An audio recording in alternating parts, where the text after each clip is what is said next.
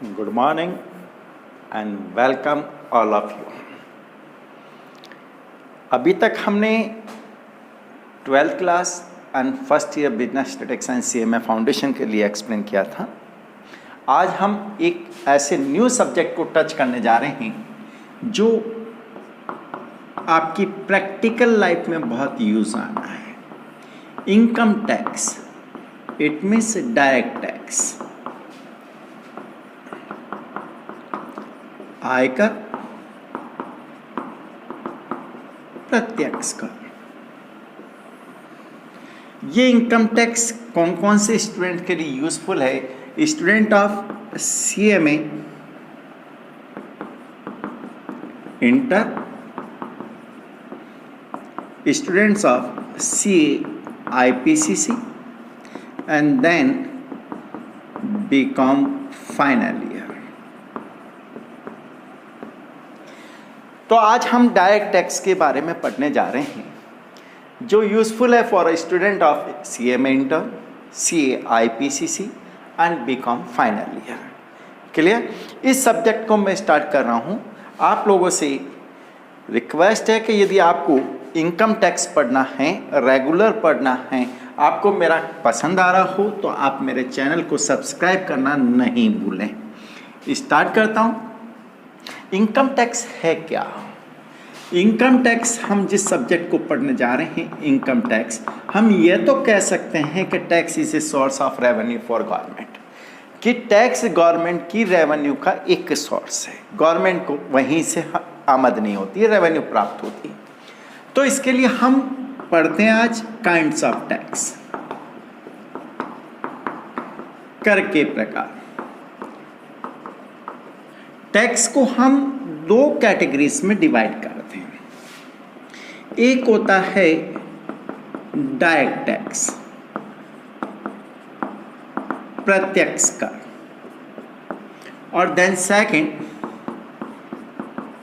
Indirect tax, अप्रत्यक्ष कर।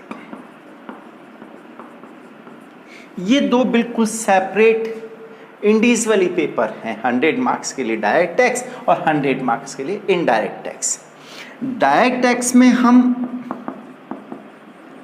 Income tax, आयकर, और इसमें गुड्स एंड सर्विस टैक्स, माल एवं सेवा कर, जिसको हम शॉर्ट में जीएसटी कहते हैं, एंड कस्टम ड्यूटी, सीमा शुल्क। सीमा शुल्क डायरेक्ट टैक्स में भी पहले इनकम टैक्स के साथ साथ वेल्थ टैक्स, इट मीन्स धन कर, service tax, wealth tax, gift tax और संपदा कर, स्टेट टैक्स, ये शामिल थे, लेकिन वो हट गए हैं। अब इनकम टैक्स ही बचा है। इनडायरेक्ट टैक्स में पहले हमारे पास क्या क्या हुआ करता था? Excise duty, central sales tax, state value added tax और सर्विस टैक्स, उन सबको मर्ज कर दिया गया जीएसटी में। 1 जुलाई 2017 से हमारे इंडिया में जीएसटी एप्लीकेबल हुआ।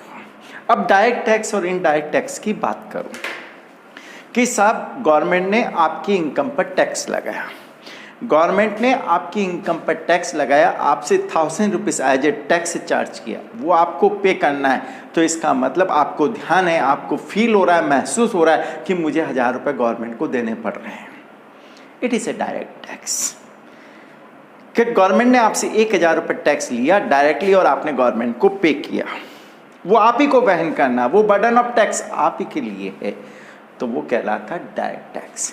इनडायरेक्ट टैक्स के गवर्नमेंट ने आपकी पॉकेट में से आपसे 1000 रुपये टैक्स चार्ज भी कर लिया, लेकिन आपको मालूम ही नहीं पड़ा कि साहब ऐसे कैसे हो सकता है कि गवर्नमेंट ने हमसे टैक्स ले लिया और हमें मालूम नहीं पड़ा, जब भी तो इनडायरेक्ट टैक्स हुआ। इसका मतलब ये हुआ कि आप डेली रूटीन लाइफ में जितने भी प्रोडक्ट यूज़ करते हैं, जितने भी मटेरियल यूज़ करते हैं, चाहे आप स्टेशनरी यूज़ करते हैं, pen, pencil, eraser, stationery, register, और जितने भी आप इलेक्ट्रिसिटी कंज्यूम करते हैं, कॉस्मेटिक आइटम यूज़ करते हैं, पेट्रोल कंज्यूम करते हैं, डीजल कंज्यूम करते हैं, वो सब टैक्स पे करके आते हैं। इवनली आप फिल्म देखने गए, मूवी देखने गए, तो उस पर भी आपको टैक्स पे करना पड़ता है। टैक्स सिर्फ किस पर नहीं है कि जो आप श्वास लेते हैं, हवा लेते हैं, उस पर टैक्स नहीं है, क्योंकि उस पर गवर्नमेंट का कंट्रोल नहीं, बाकी सब पर टैक्स है। एक व्यक्ति जन्म लेता है, जन्म लेने के साथ ही उसके लिए जो जो प्रोडक्ट यूज़ आने लग गए, उन प्रोडक्ट पर टैक्स देना पड़ता है। और जो वो व्यक्ति इस दुनिया से गुड बाय, नमस्ते, सलाम, सत श्री अकाल, अलविदा कर जाए, तो भी उसके फ्यूनरल के लिए, उसके दाह संस्कार के लिए जो भी मटेरियल आएगा, कफन आएगा, उन सब पर भी हमें टैक्स पे करना पड़ेगा। तो एक व्यक्ति, तो मैं आपसे पूछ लूँ, साहब आप दिन भर में टैक्स देते हैं? क्या साहब नहीं, हमको काय को टैक्स देंगे, अभी हम कमाते नहीं। लेकिन आप जितने भी प्रोडक्ट यूज़ कर रहे हैं, जितने भी मटेरियल यूज़ कर रहे हैं, उस पर इनडायरेक्टली आप टैक्स पे कर रहे हैं। तो इसका मतलब क्या हुआ? इनकम टैक्स का मीनिंग क्या हुआ? Income tax is levied on income of a person. आयकर एक व्यक्ति की आय पर लगाया जाता है।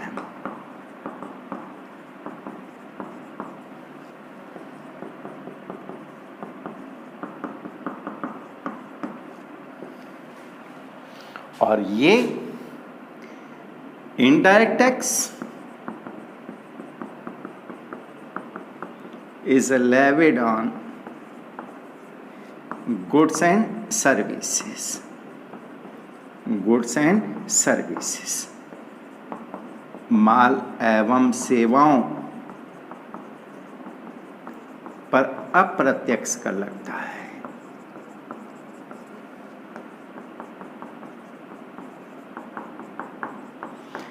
डायरेक्ट टैक्स, आपने, गवर्नमेंट ने आपसे टैक्स चार्ज किया तो वो आप ही को बियर करना है, उसका बर्डन ऑफ टैक्स वो आप ही को वहन करना है, किसी और व्यक्ति से आप चार्ज नहीं कर सकते। और इनडायरेक्ट टैक्स में गुड्स एंड सर्विसेज पे लगाया जाता है, उसका बर्डन उस पर होता है जो उस गुड्स का कंजम्पशन करता है, जो कंज्यूमर है, जो उपभोग करने वाला व्यक्ति है, उस पर टैक्स लगता है। साहब आपने स्टेशनरी परचेज की, आप स्टेशनरी यूज़ कर रहे हैं, तो वो टैक्स का बर्डन आप पर है, डीलर पर नहीं है। डीलर तो आपसे रिकवर करेगा और गवर्नमेंट को पे कर देगा। He is a mediator. ठीक है, तो इसको और आगे समझते हैं।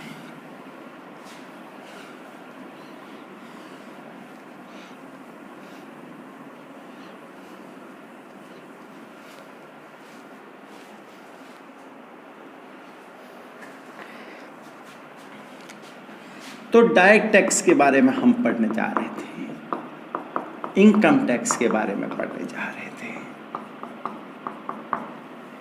इसको एक्सप्लेन करता हूं आपको। प्रत्यक्ष कर,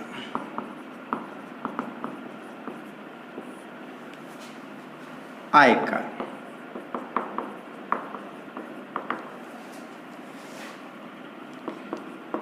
ऐसा कर जिसका भार उसी व्यक्ति को वहन करना होता है, उसी व्यक्ति को वहन करना होता है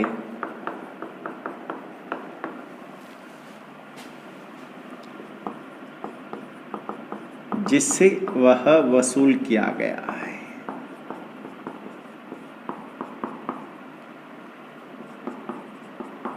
या लगाया गया है, या जिस पर लगाया गया है।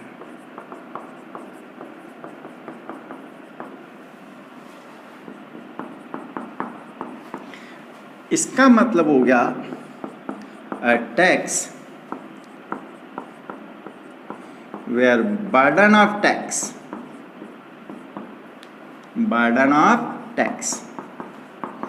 इसको हम इम्पैक्ट ऑफ टैक्स भी कहते हैं। Impact of tax on a person.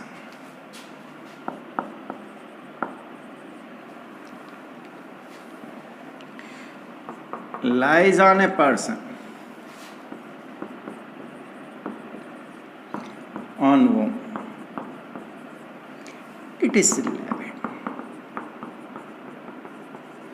जिस पर ये टैक्स लगाया गया है उसी को वो टैक्स की अमाउंट बियर करनी पड़ेगी, वो किसी अन्य व्यक्ति से रिकवर नहीं कर सकता। या मैं इसको ये कह दूं, कराघात एवं करापात दोनों एक ही व्यक्ति पर है।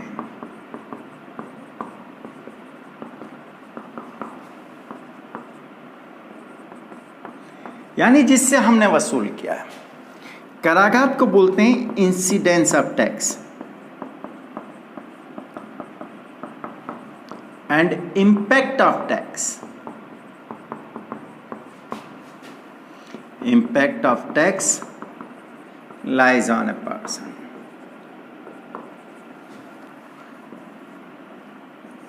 From whom it is recovered.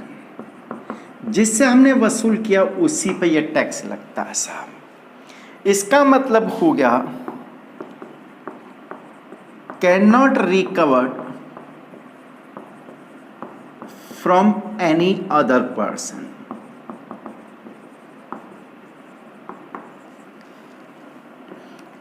अन्य व्यक्ति से वसूल नहीं किया जा सकता।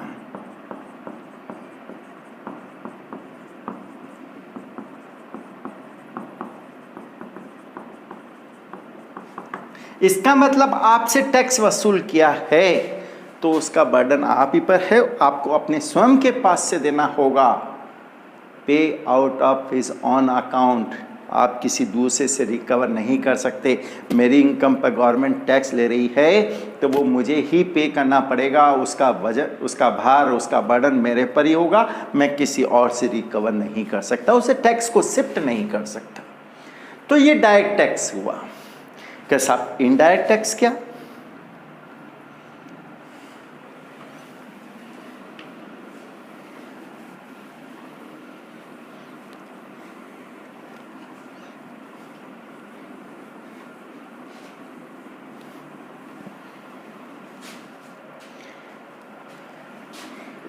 अप्रत्यक्ष कर, इनडायरेक्ट टैक्स।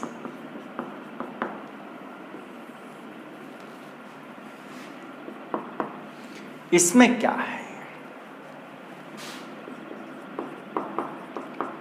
कराघात एवं करापात दोनों अलग अलग व्यक्ति पर है।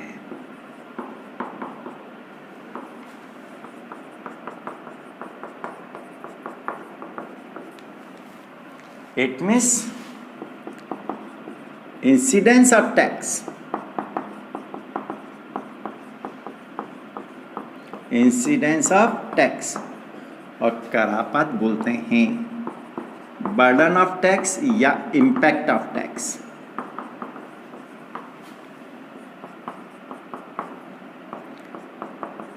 Lies on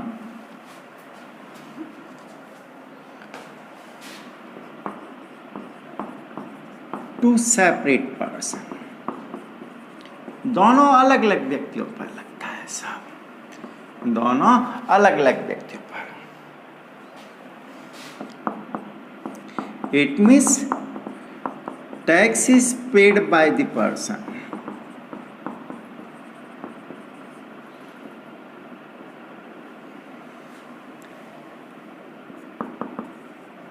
lies on person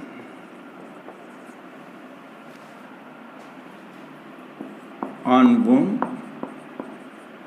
it is levied, but such person recover it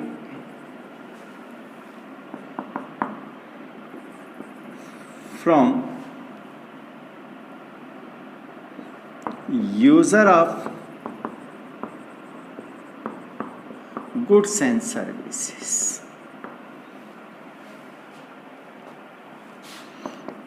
कर का भुगतान उस व्यक्ति के द्वारा किया जाता है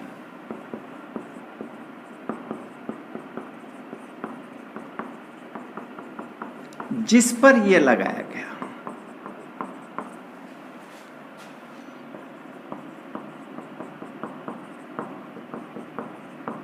परंतु वह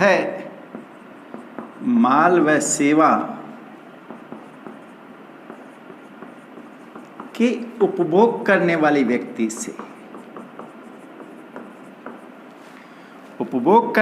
व्यक्ति से वसूल कर लेता है।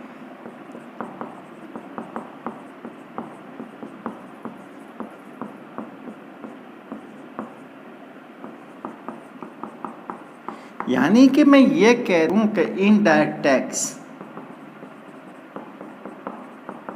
टू शिफ्ट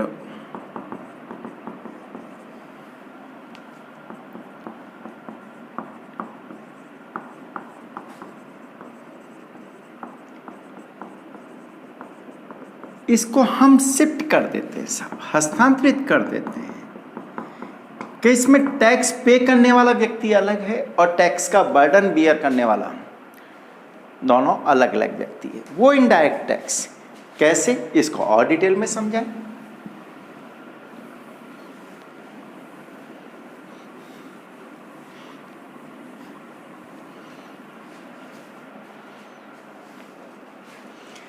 जैसे एक निर्माता है साहब, मैन्युफैक्चरर है, उसने गुड्स सेल किया होलसेलर को, इसने गुड्स सेल किया होलसेलर को 1000 रुपीज में, और जब सेल किया तो उस पर जीएसटी चार्ज किया, GST charge at the rate of 18%, it means 180। किसको सेल कर रहा है भाई? डीलर को। कितने में सेल किया? 1000, उससे टैक्स लिया 180, तो total amount payable by dealer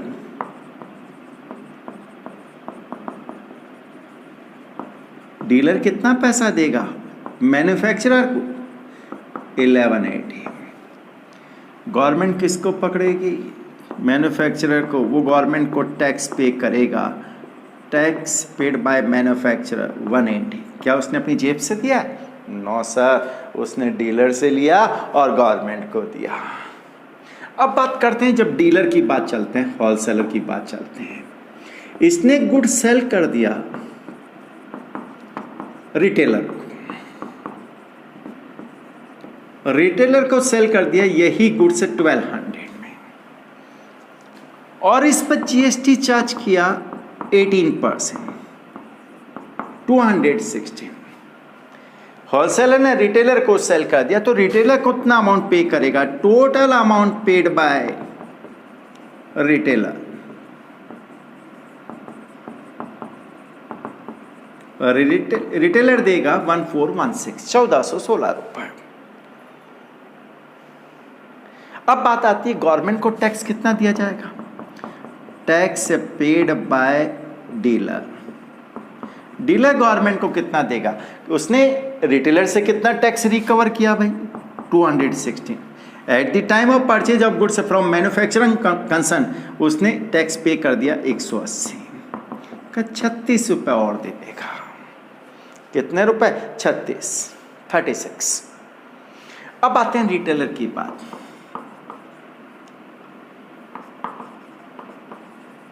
retailer ने गुड्स सेल किया कंज्यूमर को, गुड्स सोल्ड टू कंज्यूमर, इसने कंज्यूमर को सेल कर दिया 1500 रुपये और जीएसटी चार्ज किया 18% यानी 270। Amount paid by consumer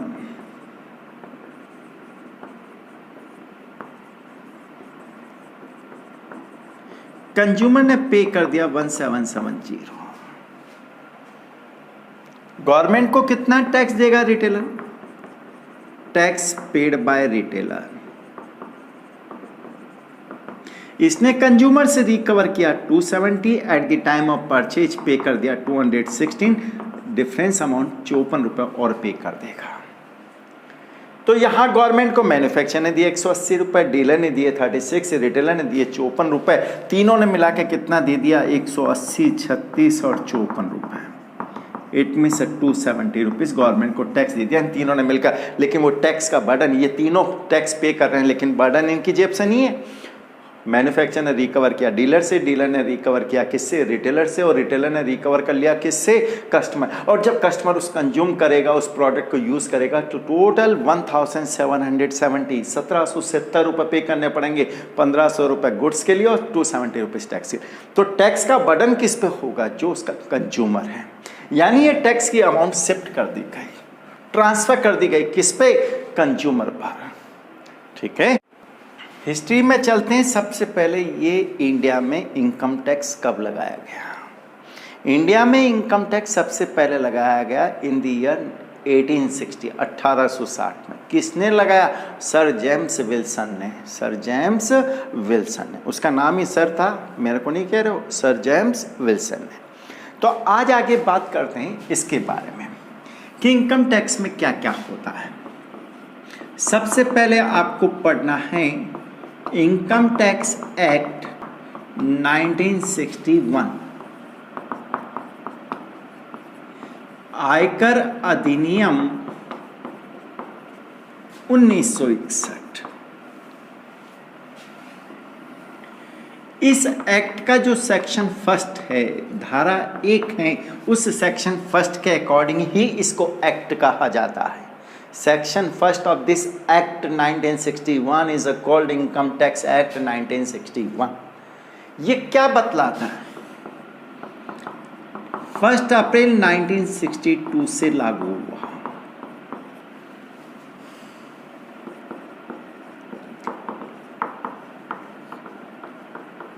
on first day of April come into force, 1 अप्रैल 1962 से लागू हुआ। संपूर्ण भारतवर्ष में, संपूर्ण भारतवर्ष में लागू हुआ, जम्मू और कश्मीर को शामिल करते हुए।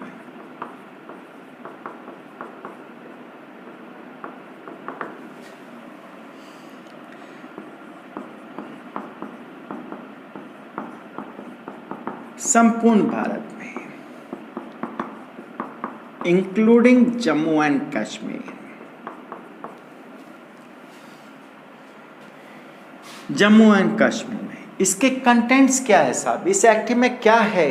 इस कंटेंट्स में आपके पास टोटल कंटेंट्स में बतला रखा है 298 सेक्शन 298 धाराएं एंड 14 शेड्यूल्स अनुसूचियां हैं।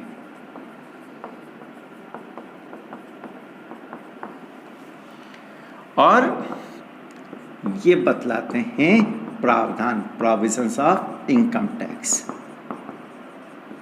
इसमें ये कंटेंट्स दिया गया कि इसमें आयकर के प्रावधान दिए हुए हैं, प्रोविजन दे रखे हैं साहब। ये इस एक्ट में दे रखा है। 1 अप्रैल 1962 का एप्लीकेबल हुआ, ऑल ऑफ इंडिया संपूर्ण भारतवर्ष में लागू हुआ, इंक्लूडिंग जम्मू एंड कश्मीर। इसमें 298 सेक्शंस हैं, 14 शेड्यूल्स हैं, अनुसूचियां हैं, और इसमें प्रोविजन ऑफ इनकम टैक्स दे रखा है। सेकंड बात करें,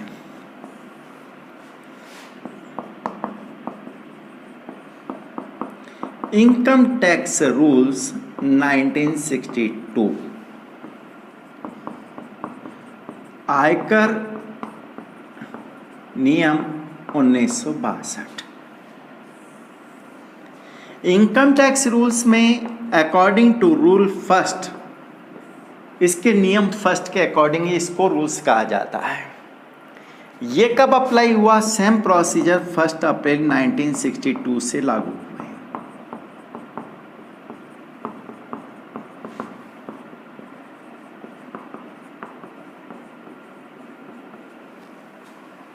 ऑन 1 अप्रैल 1962, 1 अप्रैल 1962 से लागू हुए, वही संपूर्ण भारतवर्ष में।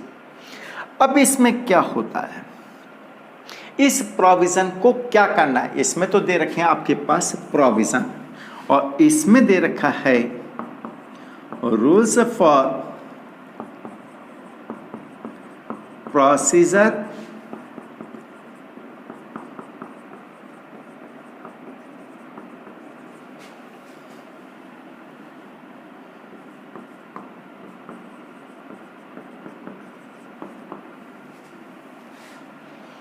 इसमें प्रावधानों के लिए को अपनाने की कार्यविधि एवं क्रियान्वयन संबंधित नियम।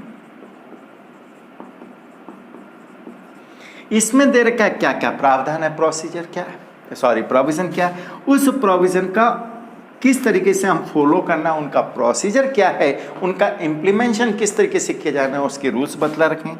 कौन कौन से फॉर्मेट यूज होंगे, कौन कौन से फॉर्म्स यूज होंगे, कौन कौन से रूल्स होंगे, ये सब इसमें दिए हुए रहते हैं। किसमें?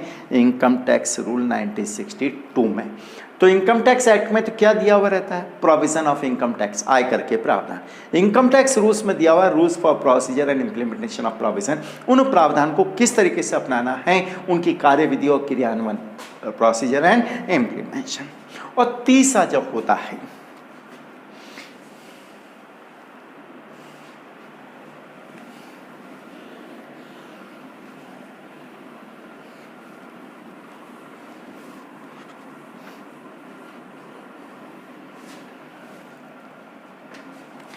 तीसरा होता है वित्त अधिनियम।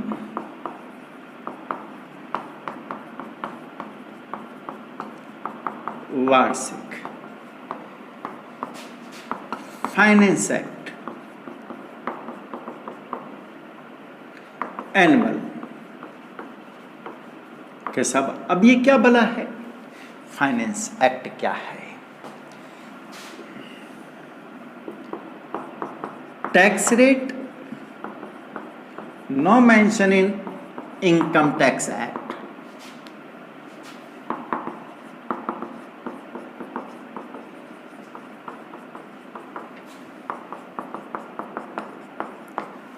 आयकर अधिनियम में कर की दरें नहीं होती है साहब। आयकर अधिनियम जो है में कर की दरों का उल्लेख नहीं।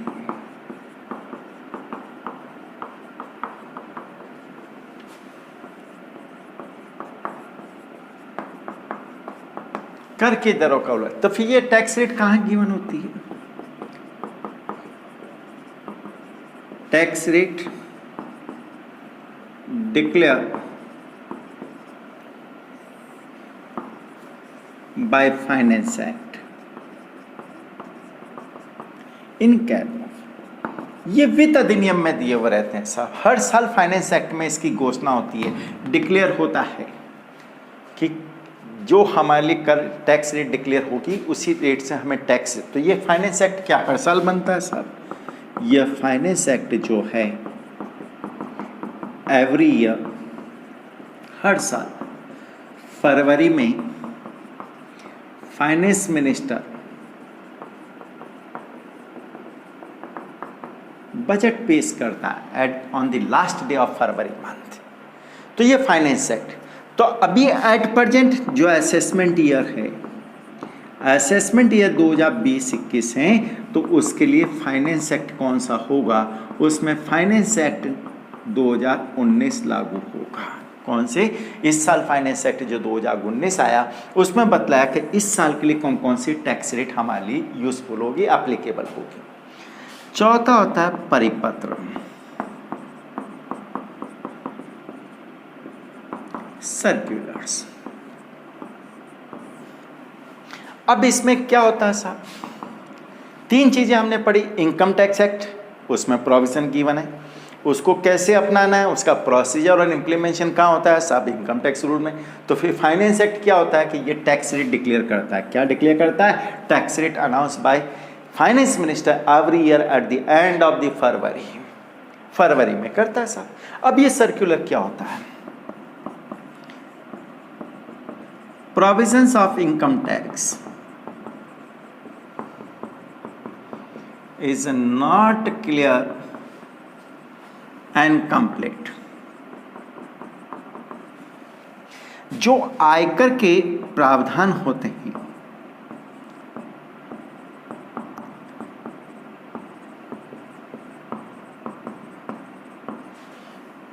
प्रावधान पूर्ण स्पष्ट नहीं होते,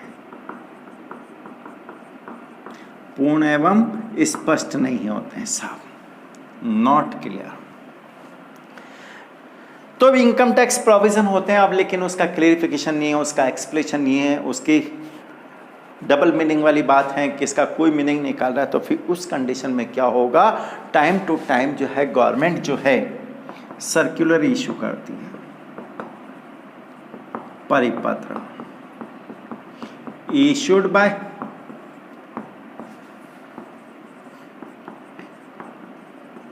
central board of direct tax, central board of direct tax ये इशू करती है। क्यों करती है? For avoid any short of controversy, कि किसी प्रकार की विरोधाभास स्थिति नहीं हो, उसमें एक रूपता बनी रहे, यूनिफॉर्म सब में रहे और यूनिफॉर्मिटी बनी रहे, तो उसके लिए government time to time circular issue करती है। गवर्नमेंट में central board of direct tax प्रत्यक्ष करों का केंद्रीय बोर्ड जो है वो परिपत्र बतलाता है कि साहब इस प्रोविजन का मतलब ये है, ये इस तरीके से अप्लाई होगा, इसका मीनिंग ये है। तो ये हुई 4 बातें। अब आता है government notification. Government notification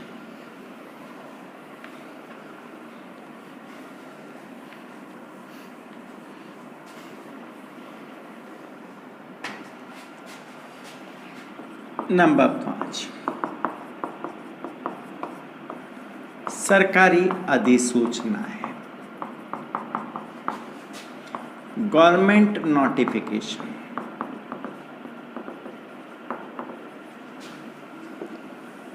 timely government notification issue किए जाते हैं,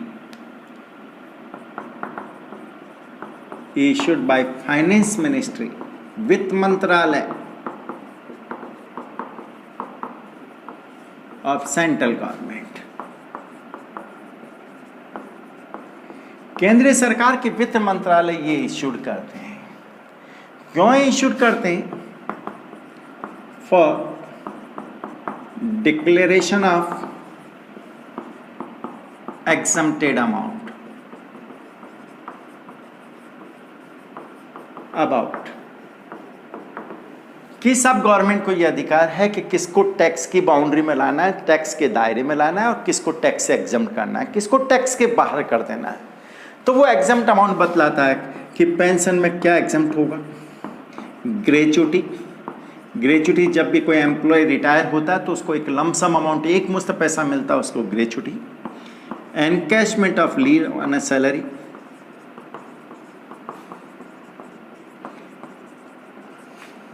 लीव ऑन अ सैलरी, अर्जित अवकाश के बदले वेतन।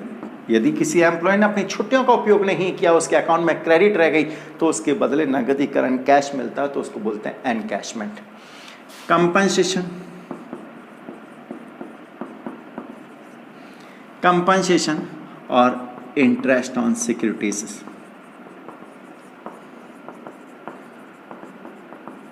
एंड एसेक्ट, और भी बहुत कुछ।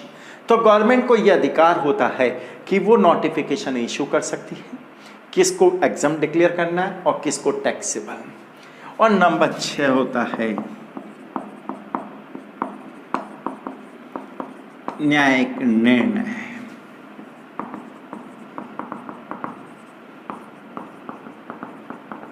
डिसीजन या जजमेंट।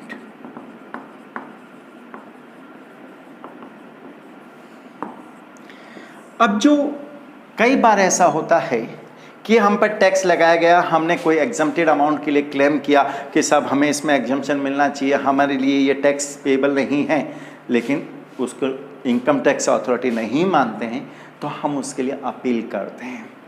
तो उसमें 2 पोजीशन बनती हैं। एक होता है सर्वोच्च न्यायालय,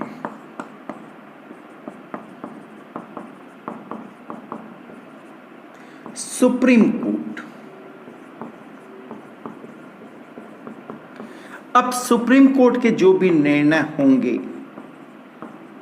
डिसीजन होंगे, जो भी जजमेंट होंगे, वो अपने आप में कानून बन जाते हैं साहब, वो अपने आप में एक कानून बन गया। और वो अपने आप में जब भी सुप्रीम कोर्ट का डिसीजन आएगा वो अपने आप में कानून बन गया, binding for all the court and income tax authority.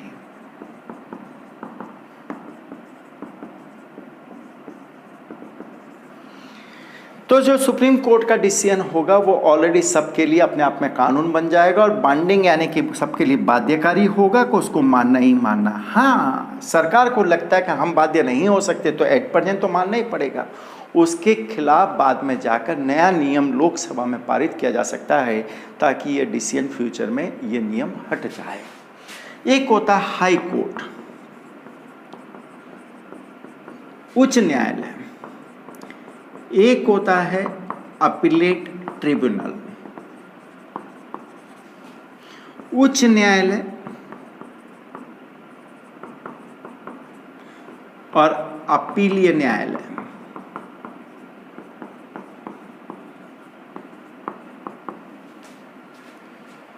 Tribunal, इनके जो डिसीजन होते हैं वो सबको मानने के लिए बाइंडिंग नहीं होते हैं, बाध्य नहीं होते हैं। ये केवल गाइडलाइन के रूप में होता है फॉर इनकम टैक्स अथॉरिटी।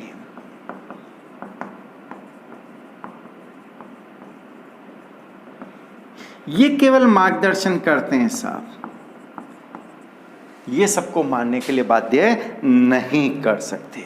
तो आज मैंने आपको डायरेक्ट टैक्स के लिए पढ़ाया है, CA में inter, IPCC and BCom final year. आज मैंने आपको जनरल इंट्रोडक्शन एक्सप्लेन किया है। आज आपका काम है इसको रिवाइज करना।